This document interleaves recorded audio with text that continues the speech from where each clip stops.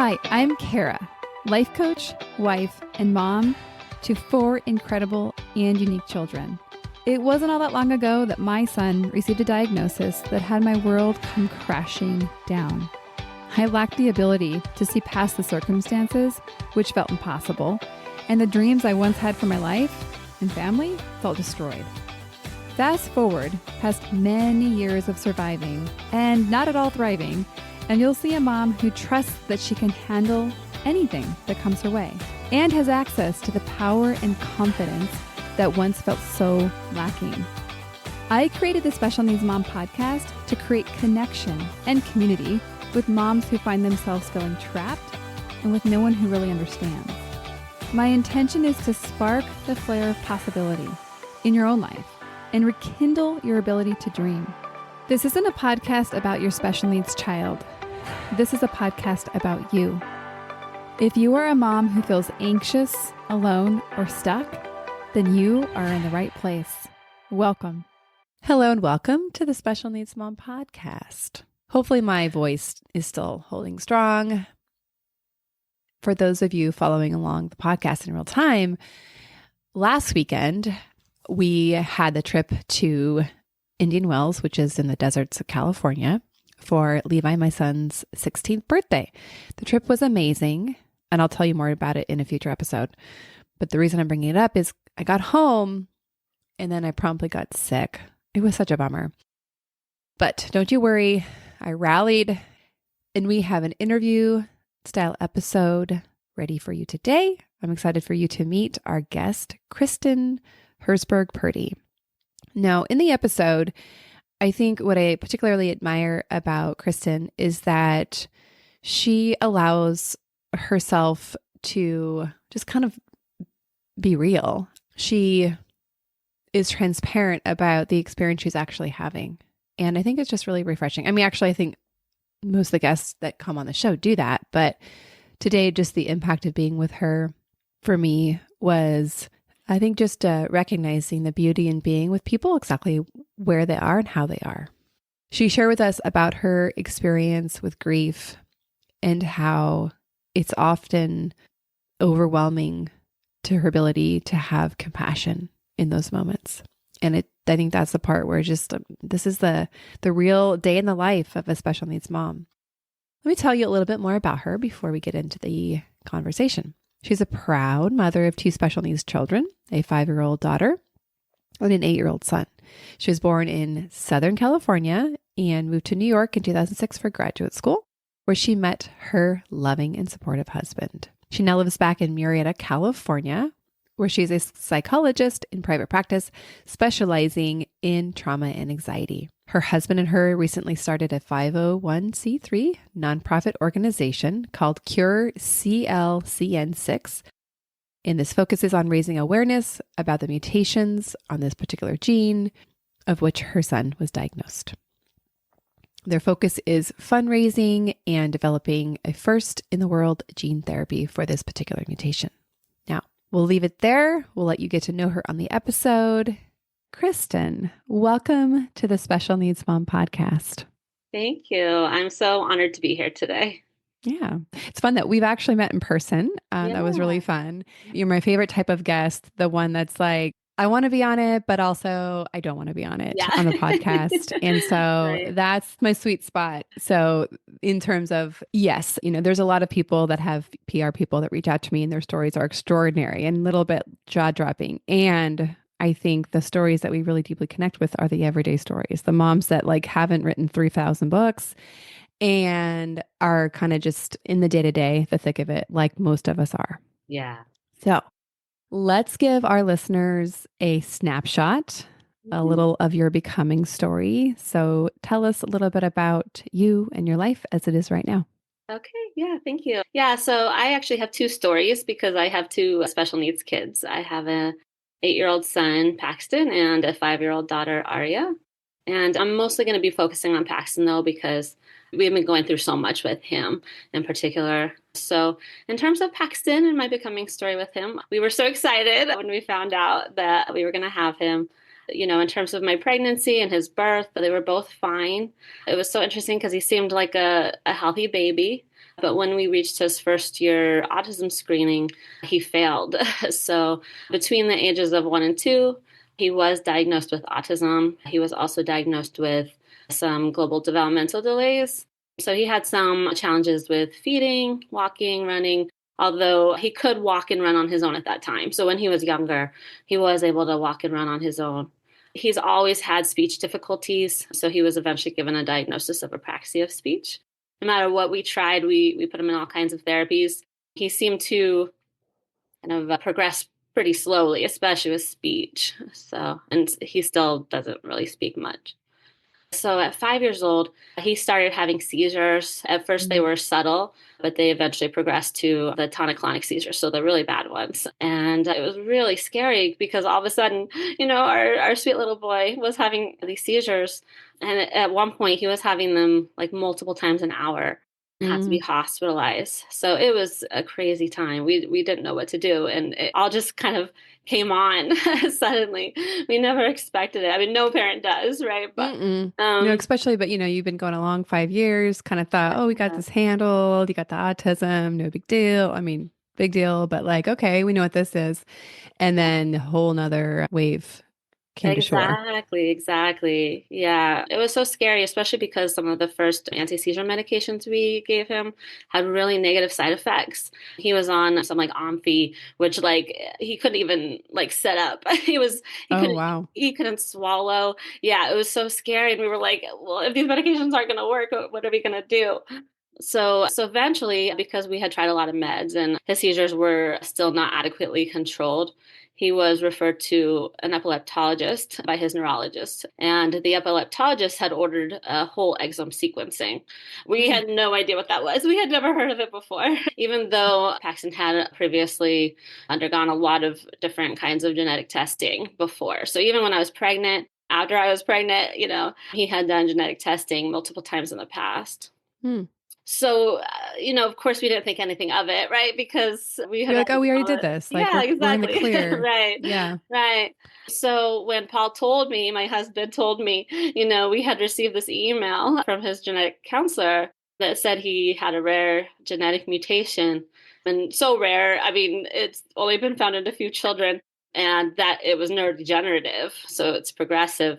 And in these other children, it was pretty severe. There's no treatment available. And basically, his genetics team told us, there's nothing we can do. We'll see. We'll talk about it in a few years. So yeah. We'll see in a couple of years. All right. Right. That's one way of handling it. Right. Okay. Right. So we're like, what do we do? Right. I mean, we had never been in this position before. You trust your medical team, right? And, so far, they had been with us. They were helping us, right? I mean, the epileptologist, we even did a vagal nerve surgery for Paxton. So he has the vagal nerve too, along with the medications, because the medications, weren't adequately controlling the seizures on their own. So we were just in shock. I mean, we were devastated. Our whole world was kind of turned upside down in that moment, because what do you do? Right? You just feel so stuck, like, and just, it feels so surreal, you never think that this is going to happen to your child. Let's go back a little bit and to kind of get the snapshot. So your son is 8, Paxton's 8, your daughter's 5, and your daughter is diagnosed with autism as well. Yes, she is. Where did that fit in terms of receiving that diagnosis? Yeah, so I'm trying to think of how old she was when she was diagnosed, maybe around like the age of 2 or 3, or between the age of 2 or 3. And we started to notice some things that were kind of similar to what we knew with Paxton. And we just, figured maybe we would have to get her tested for that as well, since Paxton also had that diagnosis. And then she was doing things like lining up objects. People would say that she was in her own little world, She had a hard time socially and emotionally. She would have a hard time like with boundaries with other kids, like, or even with adults. Like she aggressively forces people to take things from her. Like she likes to share, but in like almost like an aggressive way. Like if you don't take she's this, an aggressive sharer like that. Yeah. Could be worse. Right. But I mean, not to minimize it at all, because I can understand how that gets to be very challenging out there in the world. Like, so I definitely don't mean to minimize it. Yeah. But it's just kind of a funny thing when a good thing goes too far. Exactly. Right. Yeah. So we had some idea that she also had a diagnosis. She also had some global developmental delays, like speech difficulties at first. And she's got her speech has really improved recently. Mhm. She's very verbal. She loves to talk. Yeah. But when she first got the diagnosis, she wasn't speaking as much. So that was also hard. Yeah. Yeah. So, Find yeah. out. So if you can take us back to like, what was it like to then get your second? So at that time you had Paxton, who was Yeah. diagnosed autistic, Uh-huh. not yet displaying the seizures. And you now have a daughter who is receiving the same diagnosis. At least, that's where you're headed. What was that like for you to kind of be facing a second diagnosis at that time?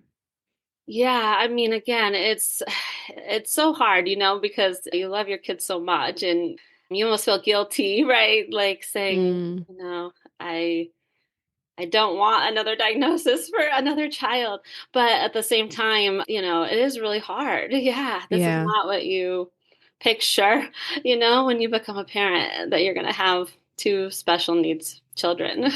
That there are so many unknowns. You don't know what kinds of struggles they're going to have or what their life is going to be like. Even Yeah. though we love their personalities and they're both beautiful in their own way, it's hard not knowing, how this is going to impact them for the rest of their lives. Yeah. Yeah. And impact you and your husband. Yeah, right. Yeah. So we've heard about your kids, which is lovely. I'd love to hear a little bit more about you. What do Okay. you do with Yeah. your time and your energy? And kind of tell us a little bit more about you. Well, it's hard right now. Yeah. So for my job, I'm a psychologist. So I really enjoy it. It's hard sometimes. It can be stressful at times, especially because I work with mostly trauma and anxiety. But I do really enjoy it. In some ways, I feel guilty that I can't be home more. But in other ways, it's kind of like it kind of helps. It's hard to say, but like I sometimes it's like a break, doing my work. So Mm, yeah. yeah. Yeah. I identify with that. Like when I'm completely focused on somebody else and the work that I do, it's a nice reprieve Right. from being in the life that I live. So I can relate to that. Okay. So, and you live in Murrieta, California. Uh-huh. Yeah, I live in Murrieta. Yeah. Yeah. So to better answer your question, yeah, I mean it's hard right now. It's either working, I work a lot of hours, especially because we are developing a treatment right now for Paxton with UMass Chan Medical School. And so we've been spending a lot of time fundraising for that. We have to raise all the money ourselves. So I feel like right now, most of my time is spent either working or fundraising or spending a precious time I can with my family. So Yeah. it can Yeah. be hard to Understandably find time so. for yourself. Yeah, I mean, at night I like to read. Reading is a Uh-huh. big for me, and I like to walk. So I do find some time, but it can Uh-huh. be hard. Yeah. Yes. Yeah. I don't ask that question to insinuate that you should be like having 25 hobbies and like, Uh, riding show horses on the weekend. But I ask that question because for so many of us, part of this process strips us of the life experience that we knew. And a lot of times our identities follow. And so then we find ourselves kind of collapsing inside of our children's identities, experiences, diagnoses. And it leads to part of the devastation and the grief. We've not only lost the life we had, we've also lost ourselves. And before we started recording, you had shared with me a little bit like, yeah, I think I'm still in survival because you had listened to a previous episode where I've talked about the evolution of a special needs mom, where after talking to mom after mom, and of course my own experience, I recognized that there's kind of this pattern or stages that we find ourselves in. And I'll briefly go over them to kind of give the listener context. First one is that stunned survival. It's that first diagnosis, or I should say, the newness of a diagnosis in terms of the impact. And, a lot of times in this stage, you're quite literally fighting for their life and keeping them alive. So it really truly is a survival state. You're learning the language, it's all new. And it's interesting because you have kind of it's very clear, right? You have different phases, I should say, different chapters of a stunned survival, right? You had the initial autism, and then you had another autism, and now you have a whole new level of that stunned survival with the onset of the seizures. So, we stay here in this stage as long as we need to, as long as we're in that survival state, but eventually we'll kind of get our new normal and move on to what I call stable yet self-sacrificing. And this is where I notice moms particularly, not always moms, just moms, I should say, but most of the time it's the mother that is that like mama bear protector and will do anything for her child, which includes most of the time sacrificing herself. And I'm not saying this to say this is good or this is bad. This is just an observation of what I notice in how we're operating. So this is part of the process. And a lot of times there's a desperation or a fixation on finding that fix or cure for our children. And understandably so, right? Especially when, your child's life is on the line. We eventually move from that self-sacrificing, usually out of desperation, usually out of exasperation, as in like, I can't continue going on like this. It's actually not sustainable, to a phase that I have two different names for. One, I call it alone and afraid because we find ourselves alone and afraid. But I also call it the rebellion because it's the phase in which we essentially have to reinvent how we're operating because we want to hold on to that which we're fighting for. We want to keep fighting, but we recognize how we got here won't get us there. As in, if we keep fighting in this way, like we will burn out and then not be able to help our child at all. And also, we have to find other avenues for ourselves in terms of experiencing joy, kind of balancing out some of the aspects of our life. The next two phases are kind of collapse together. I've been thinking about like, how do I change these to more summarize? But essentially, from the rebellion, we move into calm the chaos, where we learn to manage. We learn how to kind of be in both spaces of both fighting for our child, advocating for our child, loving our child, and doing all the same for ourselves. Mm-hmm. And kind of learn to navigate this uncertainty and learn how to live in this unpredictable, uncertain. Then we move into what I call power, peace, and possibility, which sounds so lofty. I know it does, but don't let that lose us. But it's where we have developed a way to land, to find peace. We connect to the part of us that is kind of our purpose. That's a power and the possibility piece. It doesn't mean that our stories are wrapped up in a bow. It doesn't mean that my son gets healed. It doesn't necessarily mean that your son gets healed, but it is part of the process and evolution that I see. So when we were chatting casually before we started recording, you had said, I think I'm in the stunt survival. And with your permission, I kind of counter proposed that I think you're actually in the stable yet self-sacrificing. Mm-hmm. And the reason that I shared that is because part of, getting ready to come on the podcast, I asked people to fill out a couple forms so I have an opportunity to get to know you a little bit before we talk. Mm-hmm. And I could tell that you're running 1,000,000 miles an hour to do all the things that you can to help your son. Yeah. And sounded like you confirmed that, yeah, that's probably true. So I'd love to hear a little bit more about your experience in this stage where you're stable yet self-sacrificing. Yeah, that's, that resonates with me. And yeah, I mean, it makes sense and it's hard to hear, but also it resonates with me at the same time. Yeah. I definitely feel like we're running 1,000,000 miles a minute. I definitely feel like I'm sacrificing my time right now, that my husband and I sacrifice our time together. Yeah, I mean, most of our weekends are spent, fundraising. And if not, I'm trying to, work all that I can to try to make enough money so that we can be able to develop this treatment for Paxton, because the only thing that's on our mind right now, or the main thing that's on our mind, is saving him. So, and yeah. So it's really hard. It feels sometimes like I'm in panic mode, right? Like it's hard to really focus on anything else right now. Yeah. I mean, yeah. And well, what I'd like to do is just acknowledge that's so understandable. Mm-hmm. And the thing that's coming to my mind, it's been on my mind in my own personal journey, is meeting ourselves exactly where we're at with compassion. Mm-hmm. So when I say that, are you able to meet yourself with compassion right where you're at, given that you're in this this particular stage? Yeah, it depends on the day. Some days are easier than others. It's really interesting because, and I mentioned this earlier too, I am a psychologist. And so Uh-huh. that is often what I'm telling my clients to do. Self-compassion is a really important part of my practice. In fact, in my grad school training, my dissertation, my research was about acceptance commitment therapy, which talks a lot about acceptance, Uh-huh. mindfulness, and self-compassion. But yeah, it's hard to stop and do that to yourself sometimes, or give that to yourself sometimes. Yeah, so I think we can be the I know worst it's offender. important. I say this to my clients all the time too. Yeah, And it doesn't mean even just because we know it in our heads, right? It yeah, doesn't mean that we're then practicing it out in real life every day, all the time.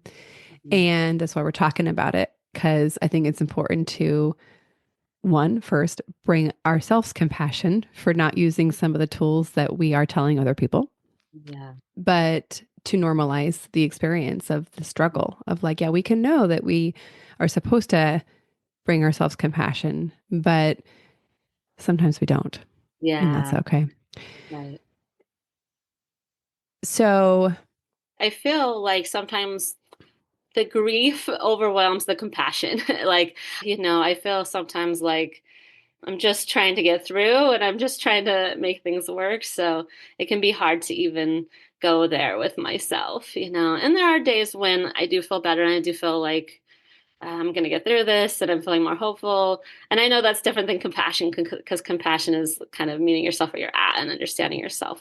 But sometimes that's hard when it's overshadowed by everything else that you're going through. yeah, well, thank you for sharing that. I would love to hear a little bit more about what you're experiencing when you say that the grief is sometimes overshadowing the compassion. Yeah, sometimes there are times, for instance, when, I mean, even just with the autism, right? I mean, but with both kids, there are times when you see stories of other parents and on social media, especially, right? And they're taking their kids to sports games or doing other things with their kids. And I ask myself, is Paxton ever going to be able to do anything like that? I mean, probably not. And I have to just kind of accept that. But at the same time, it's really hard. It's hard to, as much as I love him and as much as he's the happiest and sweetest boy, it's hard to know that there are certain things that he's probably not going to be able to do. He may never have a relationship. He may never, I don't even know if he's able to walk again, because he has Yeah. been losing his ability even just to walk. So, it's hard. It's sometimes, you feel that grief or that jealousy, that these other kids can do these things and my kids can't, at least, particularly with Paxton. So, Thank you again for sharing that. That actually makes so much sense, especially when you kind of dive in deeper to acknowledge that the stings of grief mm, that are your experience when you're seeing the comparison of the experience you're having with other children, even other children with diagnoses, right? I think those are the ones that really get us, right? Where mhm. it's like, yes, they have autism, but looks like they have the happy kind. Right. Where Right. I mean, in my experience, where it's like, you know, or I'll say cancer, right? It looks like they have the happy kind of cancer where they're not still living the travesty every day. They're not Mhm. having water bottles thrown at their head, in terms of like the impacts of what the disability experience is in some of our homes. So it sounds like those moments where it's reflected back to you on those screens of what you don't have, Mhm. that's probably where you shift to a judgment or assessment or a jealousy Yeah. rather than that lane of compassion. Right. Exactly. Yeah, that's a good way to put it. Yeah. Yeah. Yeah. And that's so understandable. I think that's actually what all of us are experiencing. So thank you for putting words to it. Because again, I think when we talk about it, then each of us can notice that when we're having the same experience, we can recognize, oh, I'm doing the same thing where I'm not just maybe having a feeling about like I feel jealous of that person or family or child or whoever, but I'm actually now judging myself because of how I feel. I'm saying, how dare I feel that way Mhm. or whatever that might be. So that's judgment. And the opportunity we have is to shift toward compassion Mhm. and meeting ourselves there with kindness and warmth and whatever we need at that time. Yeah. Yeah. Sometimes we find ourselves bargaining. It's like when he was diagnosed with autism, that was a shock and we were grieving that. But then he was diagnosed with epilepsy and he started having seizures and we're like, why can't it just be the autism? Right? And then Yeah. he's Then you're like, oh, I diagnosed with didn't a know how genetic good I had disorder. it. And then we're like, or the genetic mutation, we're like, we just don't want him to die, right? It's interesting how also that grief changes over time too, because you have one diagnosis, but then you get this much worse diagnosis, and then it's like you wish you could go back right to what you Yeah. had. Yeah. Yeah. No, that's definitely true. How has your training as a psychologist who specializes in trauma and anxiety, how has that helped you personally, or maybe even hindered you as you are navigating all of this? Yeah, that's a good question. You're asking really good questions. And again, because we're so busy, these are good reflections. So, yeah, I mean, I think, I know about self compassion. So I do try to practice that when I do think of it. I do think about my thoughts and try to reflect on things. And, I do think that I often have this thought that being a psychologist does help me think about things in different ways and do things in different ways. Now, again, because we're kind of in that stage where we're going 100 miles a minute, it's hard. Yeah. Mm-hmm. So there are times when I also can maybe beat up on myself for not doing more of that work. Yeah. So in some ways, I guess that's hindering because I feel like I know all this and Yeah. I'm Yeah. not doing it. you know? Uh-huh. Yeah. Uh-huh. Yeah. It's like you're using the knowledge against yourself rather than Mhm. using it for yourself. Right. Yeah. I could see that with even myself with like working out and being like, I know exactly how I know what to do, right? Like there's no question Yeah. and I'm not doing it. And so it's easy to kind of go down that lane. So I think what I would put in is just to notice that and notice anytime we notice something, that's when we have a choice or an opportunity that we can continue going down that road, or we can simply just stop and literally do anything different. We Mhm. can stop and do 10 jumping jacks and be like, look, I interrupted that pattern of going to that kind of judgment or the self critique or guilt. Yeah, I mean, I have learned over time. I've gotten a lot better at doing self-care. I mean, like I said, I do try to get my mind off of things by when the kids go to bed, I'll read at night, or I love walking. I have to get at least my 10,000 steps a day, so I do that. But, it's hard because it's hard to get your mind off of the situation and not be consumed by it. Yeah, and always be kind of one step ahead of yourself thinking, what is my next step? What am I going to do next? How are we going to approach this? What do we need to do? So I could like literally hear my mind and feel myself doing that, constantly. Mm-hmm.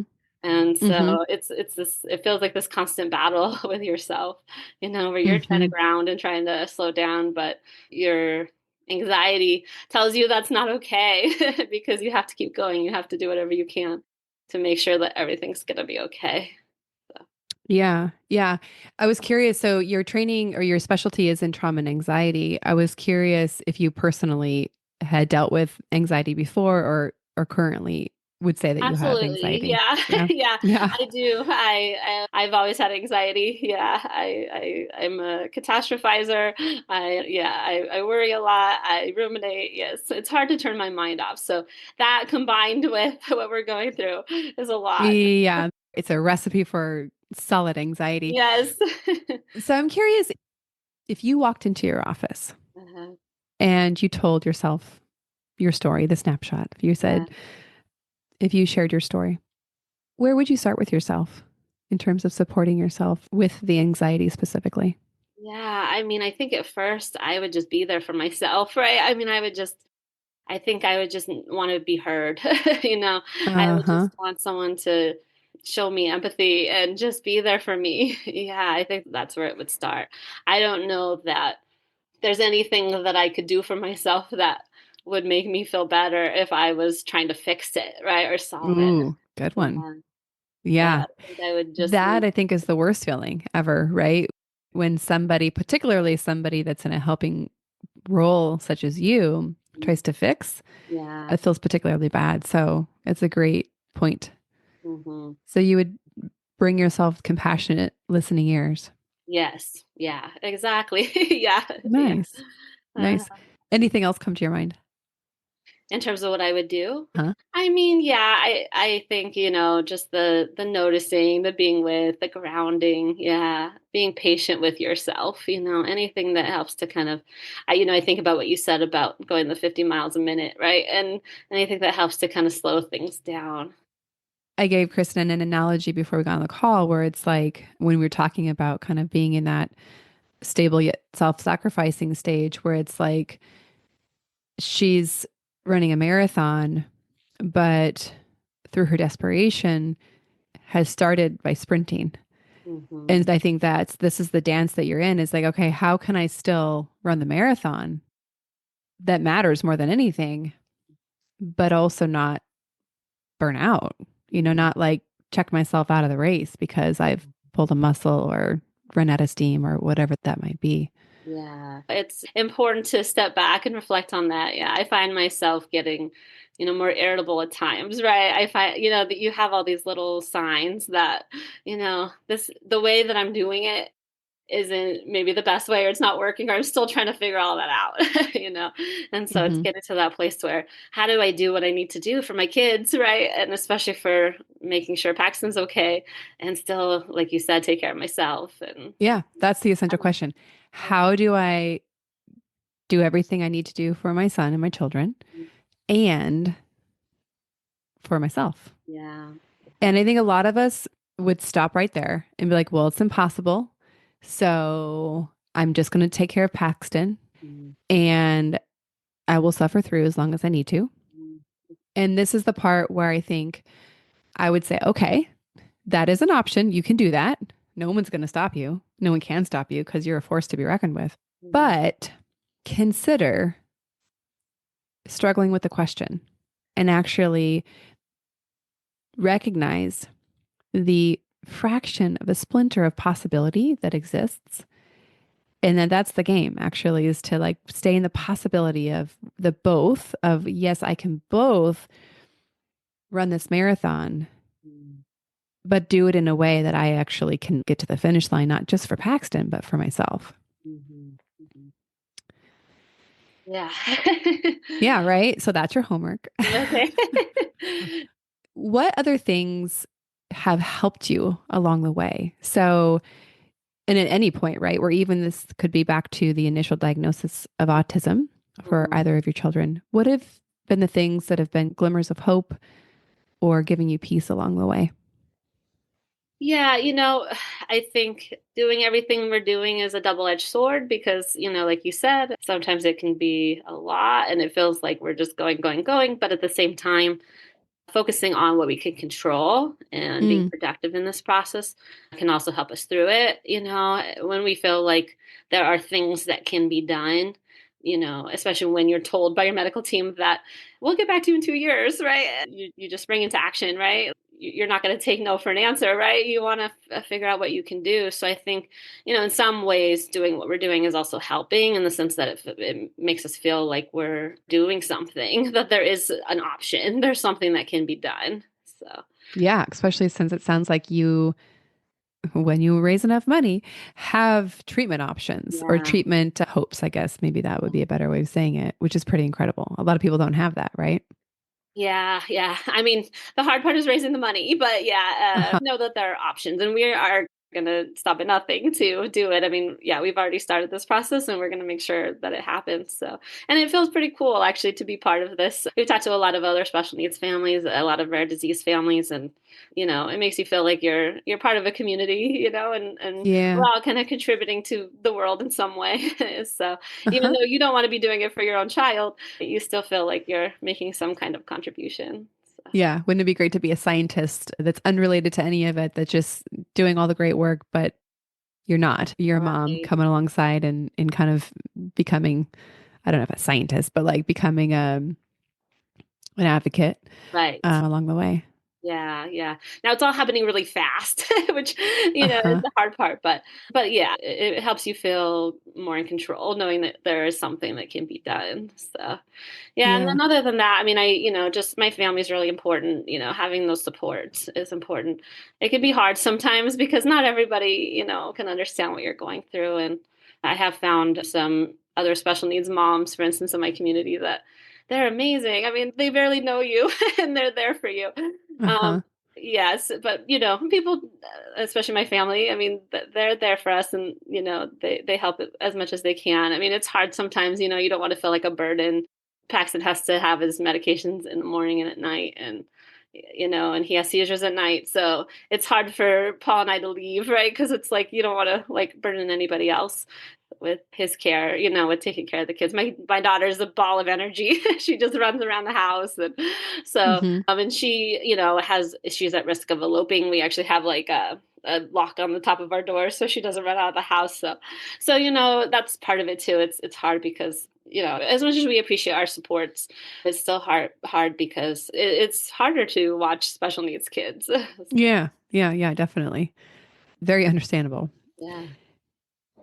Well, I'm glad that you have a supportive family. That's incredible. And other aspects that are offering you hope and kind of those glimmers for yourself. Is there anything else that is on your heart or mind to share as we start to wrap up? I saw something the other day where it's like love and grief, Mm. sit side by side. And I think that's so true. I mean, I was telling my friend the other day, like, it's such a weird feeling because it's like, you just love your children so much, and you're like, everything they do is so cute, especially like they both have their own unique qualities, right? Arya makes us laugh all the time because she just does the funniest things. And Paxton, everyone loves Paxton because he just loves everybody. He loves his Mm-hmm. grandparents, and every time they come over, he's so happy.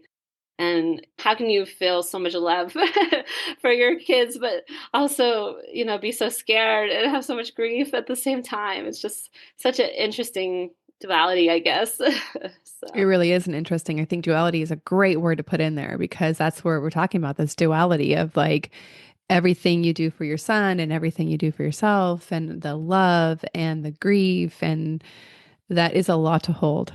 mhm. So thank you for sharing your story, your life with us in the special needs mom community. And I look forward to hearing how things go and wish you all the success in the world as you go raise that money. Thank you. We really appreciate that. If people want to reach out to you and connect with you, what's Uh-huh. the best way for them to get a hold of you? You can get a hold of us contact us at cureclcon6.org. I think I gave that to you. That's our email. So, yes. Okay, good. Okay. Okay. So this is a silly thing, but I am running for a contest called Supermom, and you can do one free vote every day for this, and it should be going until like middle of June. I'm actually in the quarterfinals right now, so I'm hoping then I'll go to the semifinals and then the finals. What is Supermom? You got to tell us more about that. And Yeah. please, ladies, help a mama out and go give her at least a vote, okay? Okay. So, Yeah, I think it's what being is run. this? It's being run through a certain magazine. I think it's being run through like Women's World or something, and it's Uh-huh. all these thousands of moms competing for the top spot as super mom in the country. So yeah, so you can go on and vote, and What do you get if you win? so you get $20,000, which is Okay. a big reason why I wanted to do this. Plus, you get a trip to Napa, and you Oh, get, I think, a story in the magazine. So. okay. I think this is great. And I can't think of a more super mom than you. So that's an easy Oh, vote. thank you. Thank Yeah. you. Okay. Well, the link for that will be on the show notes. So, ladies, I know you're busy. You're doing your dishes. You're like pushing meds. You're doing all the things, but it'll take, let's call it a minute and a half Yeah. to go push a couple buttons and go vote for Supermom. So, Yeah. thank you so much for being on the Special Needs Mom podcast. Thank you so much. That was wonderful. Thank you. Yeah. You're welcome. All Yeah. right. We'll see you on the next episode.